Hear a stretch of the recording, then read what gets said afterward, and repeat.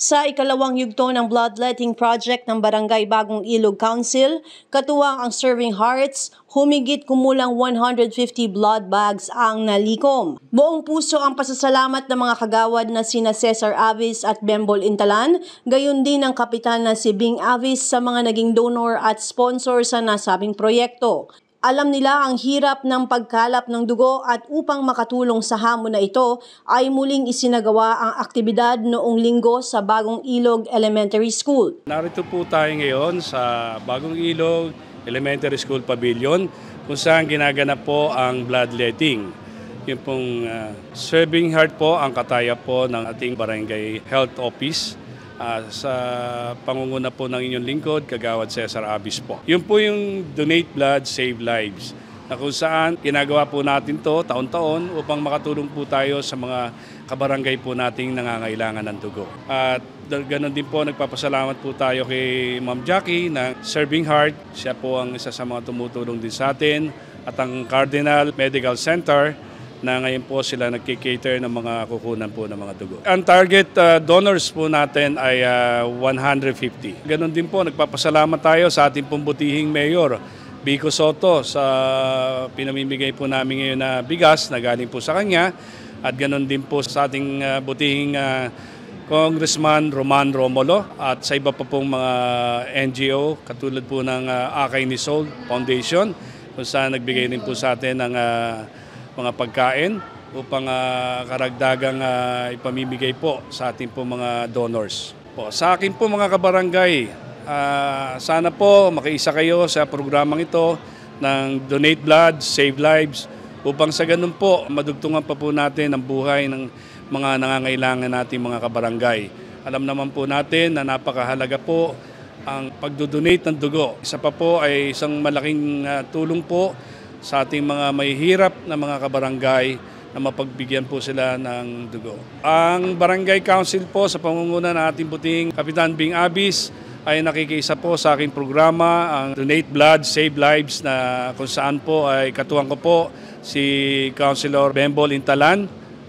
Patuloy po namin paglilingkod para po sa aming mga kabarangay. Meron po kami ngayon dito bloodletting. Pangalawang season na po namin ni Kagawad Cesar Avis. Ito po ay para makapagpaduktong tayo ng buhay sa ating mga kabarangay. Hindi lang sa kabarangay, may mga iba rin po tayo mga kamag-anak ng ating mga donor na pwede po namin mabigyan ng libreng dugo. Ay, nakokolektang dugo namin para magkaroon din kami ng pondo dito sa Barangay Bagong Ilog na kapag nangailangan po yung aming mga residente dito, meron po kami maibibigay kaagad. Nagpapasalamat po kami sa Serving Heart na sumuporta at makipagtulungan sa aming barangay at sa Cardinal Santos sa ospital. Maraming salamat po. Kasama ko po dito ang aming kagawad Cesar Avis sa health po kasi siya at ako po sa peace and order. Maraming salamat din po pala sa aming kapitan sa suporta. Lalo po sa Akay ni Sol, ni Consi Volta, kasama rin po, at sa Barangay Council po. Unang-una, ang Barangay Bagong Ilog po ay nagpapasalamat sa Cardinal Santos Medical Center sa binigay po sa amin tulong sa bloodletting ngayong umaga. At ito naman po ay positibong tinanggap ng Bagong Ilog bilang paghahanda kung sino man ang nangangailangan ng tulong, lalo-lalo ng dugo. Nabatid na bukas ang Serving Heart sa mga nais silang maging partners sa mga bloodletting drive. Bali, nagsasagawa po kami ngayon ng bloodletting activity dito sa Barangay Bagong Ilog. Sa pangunguna po nila Kap Bing, tsaka nila Kagawad Cesar, Kagawad Bembol. Pangalawang pagkakataon na po ito na isinasagawa dito sa Bagong Ilog Elementary School yung bloodletting activity nila. Dahil nga meron din silang pangako sa amin na every 4 months or every 3 months basta maluwag ang schedule, tutuloy-tuloy nila yung ganitong activity dahil marami rin kami natutulungan dito sa Barangay Bagong Ilog na nabigyan namin ng libreng dugo. Kaya natutuwa sila. Ang partner hospital natin ngayon, Cardinal Santos, yung sa San Juan. Bali sila yung naka-assign ngayon dito dahil nga in-expect natin na marami magiging donors natin ngayon dahil nakaraan, naka 100 bags sila na nakuha. So ngayon, mas marami ini-expect namin na makuha nilang bags ng dugo. Nung nakaraan, naka 100 plus sila. So ngayon, in-expect natin maka 150. Para mas marami silang mabigyan dugo ng libre dito sa Bagong Ilog. Unang-una, nagpapasalamat kami kay Kap Bing, kay Kagawad Cesar, kay Kagawad Bembol, saka sa Council ng Bagong Ilog sa pag-oorganisa ng ganitong activity. Iniimbitahan ko na rin yung ibang mga barangay tulad ng sa isang linggo, nasa may West Bank Road kami sa may Sebio Bliss 3. Tapos the following week sa San Miguel naman kami. So tuloy-tuloy lang, every week meron kaming bloodletting sa Pasig. Sana patuloy nyo suportahan yung mga ganitong activity dahil healthy ka na, makakapagligtas ka pa ng buhay ng iba. Maraming salamat. Bukod sa nakatulong na sa kalusugan ng nag-donate, ay nakatulong pa sa kapwa kung kaya't nagpa siya ang mga donor na makaisa sa proyekto. Kanilang hinikayat ang mamamayan na sumama sa mga ganitong klase ng programa.